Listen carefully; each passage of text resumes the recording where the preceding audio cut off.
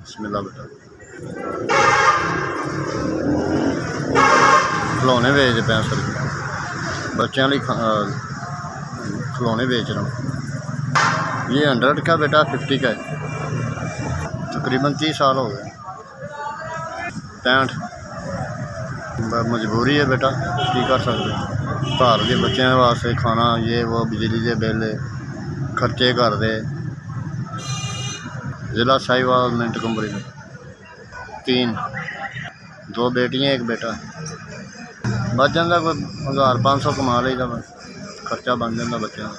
फिर रात 2-3 बज जाते हैं, तो बच्चों वास्ते फिर खर्चा करते फिरते।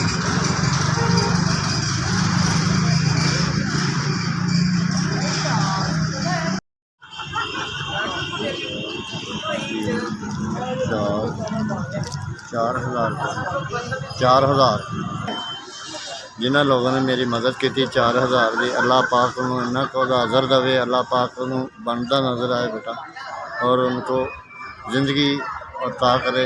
माशाअल्लाह जज़ाकल्लाह बेटा, अल्लाह उन्हें ज़िंदगी देवे, सदा सलामत रखे। अल्लाह पाक रहमत करे उन्हें घर के बच्चों से। अल्लाह सोहना ज़िंदगी देवे, सोहने मोहम्मद दा जिन्हें मेरी मदद की थी। अल्लाह पाक उन्हें इन्ना क दवे, वंडदा नज़र आए बेटा।